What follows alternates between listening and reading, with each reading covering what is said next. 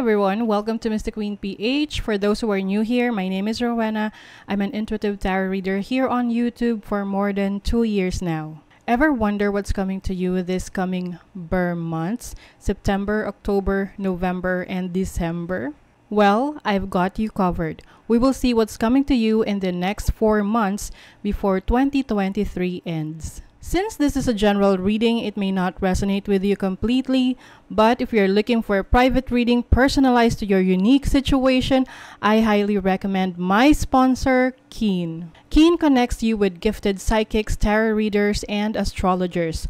All you have to do is to create an account and you'll be able to choose from the hundreds of readers who are online right now. These readers each have unique specialties designed to provide a deeper understanding of your situation.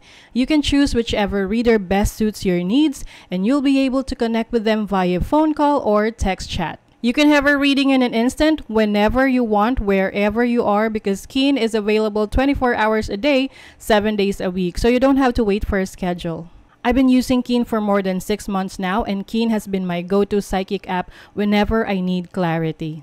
I remember one of my favorite psychic tarot readers predicted that I will get myself into a business before the year ends, and it's currently happening now and things are doing well with it.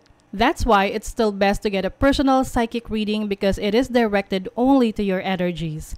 Now, here's your chance to get a personalized reading from Keen. As a new customer in Keen, you can try your first 10 minutes for only $1.99, which is up to $99 in savings. And that's already a great deal to start. Just go to trykeen.com/QOP or click the link in my description to save big on your first reading. You can also scan this QR code so you can easily access the website. This is the cheapest psychic reading that you could ever have online. Imagine that's only $1.99 or 110 pesos, and that's already for a 10-minute private reading. So go to trykeen.com/QOP or click the link in my description and on the pinned comment to get a reading and enjoy a huge discount. Thank you so much for sitting through that, and thank you so much, Keen, for this opportunity. Now, let's go to your reading. Okay, Cancer, let's see what's coming to you ngayong Burr months ng 2023. September, October, November, December. Ayan. So, this is a general reading. Maari kayong makarelate, maaring hindi. Just take what resonates. Panoorin nyo rin yung Sun, Moon, Rising, and Venus signs ninyo. Para sa iba pang mensahe, meron tayong video na nagpapaliwanag tungkol doon. Link on the description. And thank you so much po sa lahat ng sumusuporta dito sa ating channel. Just a reminder, Cancer, that you have the power to create your own reality. So, gamitin nyo lamang ang reading na ito bilang gabay. Okay.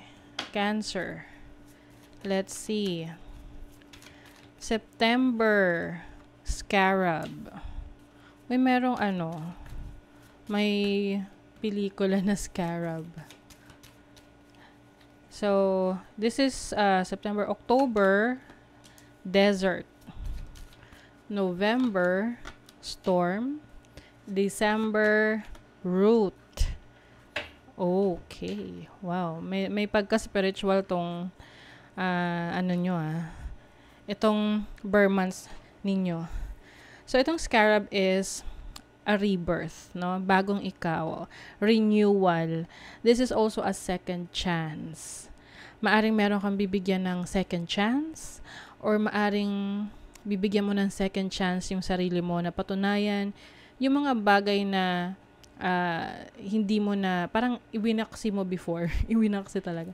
Iniwasan mo before or nilet go mo before. So, pwedeng halimbawa, dati, meron kang pinupurso na talent mo, no? Or gifts mo, abilities mo, pero tinalikuran mo for some reasons. Maaring busy ka na or nawalan ka na ng inspiration, motivation. So, sumubo ka na lang ng iba. And some of you, ngayong September, meron kayong susubukan ulit.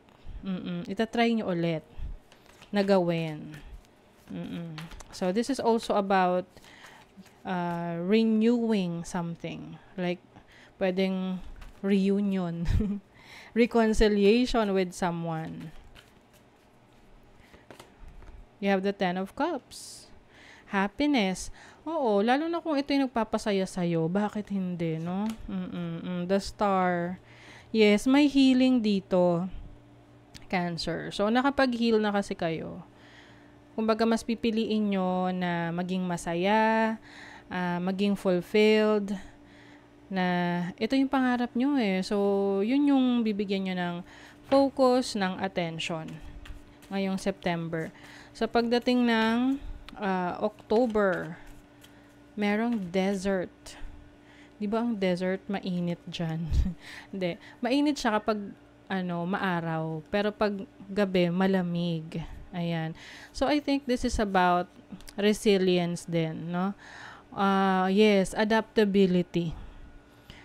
Kung ano yung kailangan sa current situation, kaya mong gawin, kaya mong i-provide, kaya mong i-deliver. Ganun ka kagaling. So, this is resilience. Being resilient, adaptable. And you also have this unshakable well-being.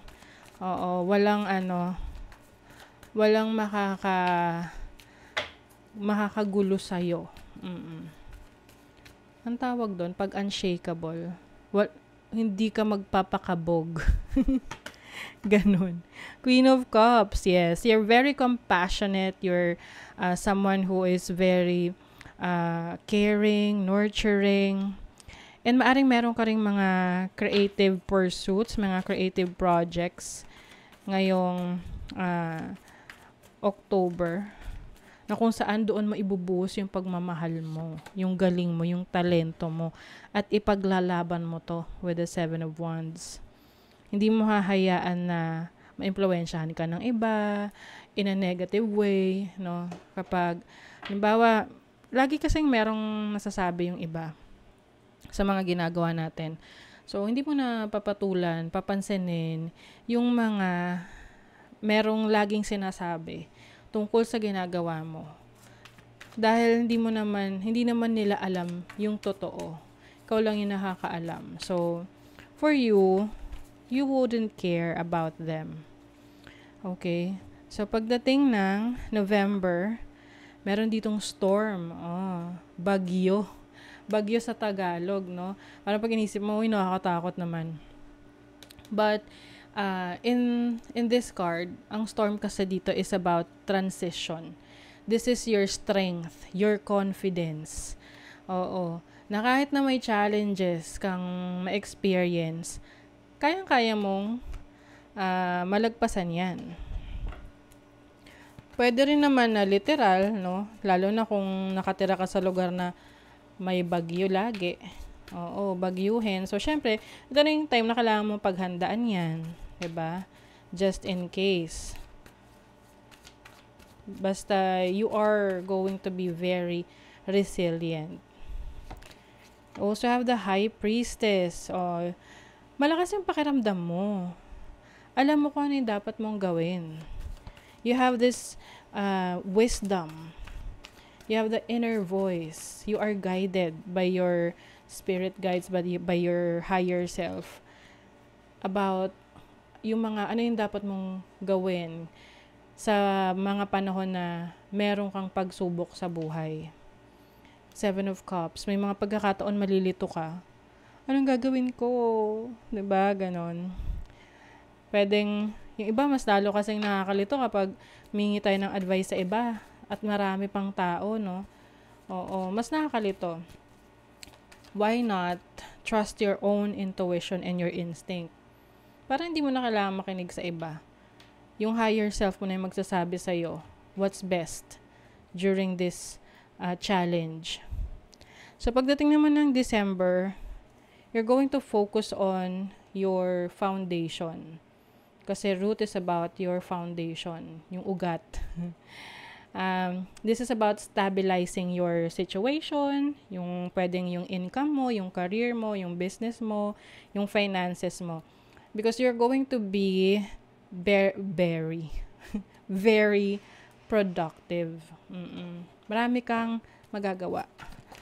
At yung mga gagawin mo na yon, hindi siya masasayang. Halimbawa, nagtatrabaho ka.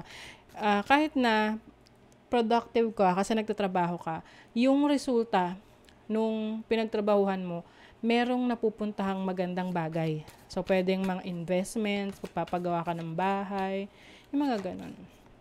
You also have the Two of Wands. So, yung iba sa inyo, merong business partnership, or, may good news, ganda. So, yung iba, pwedeng may mga bago kayong plano related sa pag-travel or related rin to sa bahay. Baka yung iba sa inyo lumipat ng bahay, lumipat ng trabaho. You will also be connecting to more people. And 8th house, business. Yung iba, magsisimula kayo ng negosyo. Oo. And may transformation sa inyong life. Whether, kahit ano pa to, ano pang transformation to, mostly sa sa career or sa business. Sa life in general. Okay? So, that is your reading, Cancer. Kung nagustuhan nyo to, naka-resonate kayo, mag-comment kayo dyan, like, share, subscribe para lagi kayong updated sa ating mga readings. Thank you so much, Cancer. See you again.